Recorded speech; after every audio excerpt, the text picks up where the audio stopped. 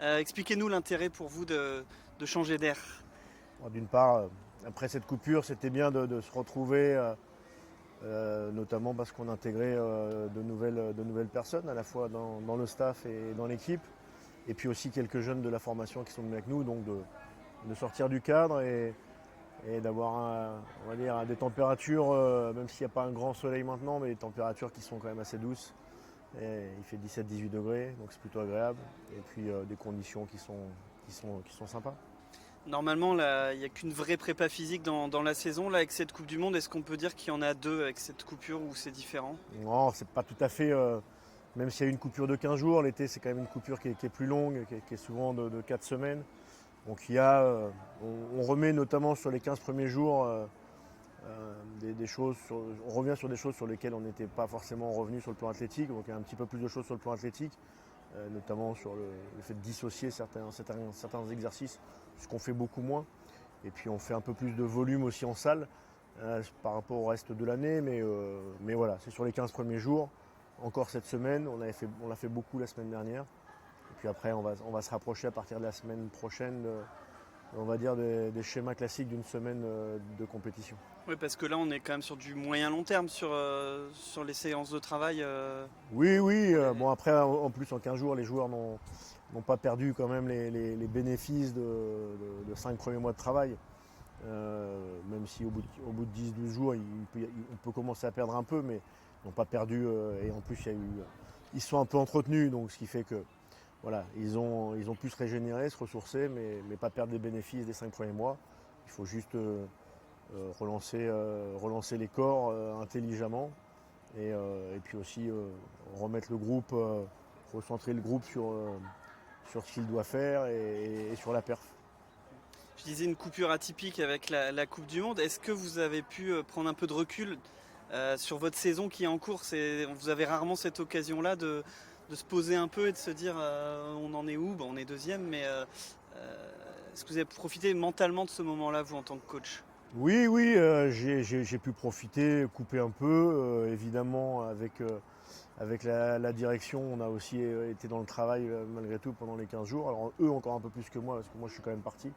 Et j'étais au contact quotidien, ou en visio, ou par mail, ou par téléphone, parce on avait des choses et des dossiers à régler.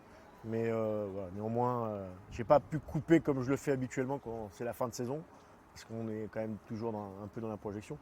Mais j'ai quand même pu couper. Et puis après, l'essentiel, c'est que les joueurs aient pu aussi eux, couper et se régénérer pour bien repartir. Comment vous voyez cette deuxième partie de saison? C'est pas une nouvelle saison qui démarre, j'imagine. Enfin, j'attends votre avis là-dessus, mais et là on la démarre avec une position qui est celle de deuxième là. Non, c'est une continuité. Alors évidemment, il y a quand même une coupure de 6 semaines entre le dernier match qu'on a fait à Bollard contre Clermont et puis le prochain à Nice le 29 décembre. Donc forcément, des coupures aussi longues entre deux matchs de championnat, c'est assez rare. Enfin, ça fait évidemment plusieurs années, plusieurs décennies même que c'est pas arrivé. Donc voilà, il y a ce changement-là. Maintenant, on est dans la même saison. L'effectif, on le connaît. Il a été renforcé par l'arrivée de Julien Le Cardinal. Et l'objectif, c'est de continuer à la fois dans l'état d'esprit et à la fois dans le jeu ce qu'on fait depuis ce début de saison. Avec ce statut de deuxième comment vous le vivez, c'est quand même plutôt une bonne nouvelle Non, ou? oui, mais c'est une bonne nouvelle d'être deuxième à la 15e journée. Et comme c'est une longue 15e journée, en tout cas il y a une longue période entre la 15e et la 16e, bah, c'est un statut de deuxième qui est sympa. Maintenant, les comptes, ils se font pas, ils ne s'établissent pas à la 15e journée ou après la 15e journée. Ça sera évidemment après la 38e. Mais avant de parler de place, c'est ce qu'on montre depuis, je dirais, presque 10 mois en termes de régularité de résultats, puisque depuis le début avril 2022, on a fait 29 matchs, tout compris, toutes compétitions confondues, avec une seule défaite Donc voilà, c'est cette continuité-là qu'on doit aller rechercher, mais c'est pas en le disant, c'est toujours les actes. Et c'est pour ça qu'on a bien travaillé la semaine dernière à la maison. Et c'est pour ça qu'on est bien reparti depuis aujourd'hui, parce qu'on a fait un dernier entraînement hier matin avant de nous envoler pour le Marbella. Et c'est bien reparti pour aujourd'hui. Et c'est par le travail, de toute façon, qu'on continuera à avoir des résultats. Dans votre discours de rentrée des classes, si je puis dire, vous avez donné des ambitions, des objectifs L'objectif, c'est de bien travailler. Voilà. L'objectif, c'est de bien travailler, de garder un groupe uni. L'état d'esprit qui est une de nos forces. Évidemment, c'est pas la seule. C'est indispensable, mais c'est pas suffisant, l'état d'esprit.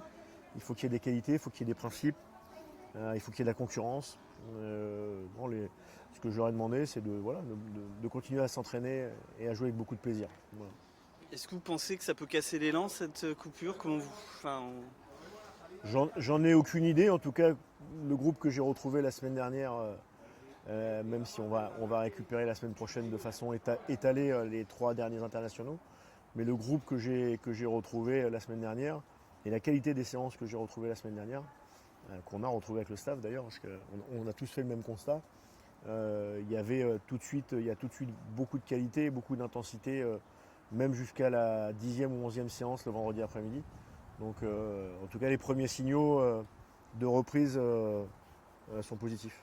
Vous évoquiez le changement de préparateur physique, donc c'était pas prévu d'après ce qu'on a pu comprendre. Comment on le gère justement où il y a un moment de prépa physique à faire? C'est pas un préparateur physique, c'est un responsable de la performance. Les préparateurs physiques sont toujours les mêmes. Oui. Donc c'est deux choses très différentes. L'avantage, c'est que Benoît a pu travailler au club dès la 2e semaine où on était en coupure. Il a d'ailleurs pu voir pratiquement l'intégralité du staff. Nous, on avait échangé à la fois parce que j'étais dans le processus de recrutement, mais aussi échangé par visio pour préparer la suite. Et il faut avouer que Benoît a pris ce poste. D'une part, c'est quelqu'un de très expérimenté, et puis dans la continuité de ce qu'on faisait déjà, parce que c'est ce qu'il souhaitait. Et c'est quasiment comme s'il avait été là depuis très longtemps. Donc je pense qu'il a gagné du temps en rencontrant tout le monde, en ayant de longs échanges sur notre façon de procéder, sur sa manière aussi de voir les choses.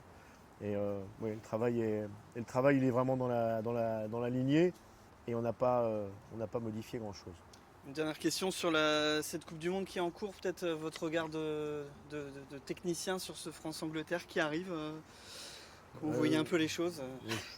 C'est ce que j'ai dit, puisque j'ai travaillé un peu pour l'équipe, et on a un peu évoqué. J'avais pas vu beaucoup l'Angleterre j'ai pas vu beaucoup les matchs de poule d'une manière générale. J'avais juste vu l'Angleterre sur un quart d'heure, 20 minutes contre les États-Unis quand j'étais aux États-Unis justement. Là, je les ai vus contre le Sénégal.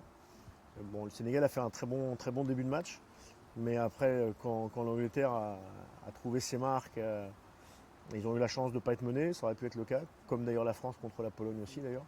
Mais dès qu'ils ont quand même mis les choses en place et en route, ils sont capables en attaque placée d'être embêtants. C'est une équipe qui défend quand même très bien. Et puis ils ont des armes dans les transitions et sur le plan offensif de manière générale de très haut niveau. Donc je pense que j'ai dit que ça pouvait faire partie, ça doit faire partie des prétendants. Et en tout cas, ils ont l'effectif et la profondeur de banc pour faire partie des prétendants. Donc ça sera un gros match pour l'équipe de France. Et l'équipe de France aussi, elle a ses arguments. Oui, bien sûr que l'équipe de France a ses arguments, ça c'est une évidence. Mais dans une confrontation de ce niveau-là, il ne pourra pas y avoir de temps faible, de trop longue durée, comme ce qu'on a pu connaître forcément pendant près de 30 minutes contre la Pologne. Mais forcément que l'équipe de France, et elle l'a montré à la fois sur les 2 premiers matchs de groupe et sur une partie du match, notamment la seconde mi-temps contre la Pologne, que c'est une grosse équipe avec aussi des grosses individualités.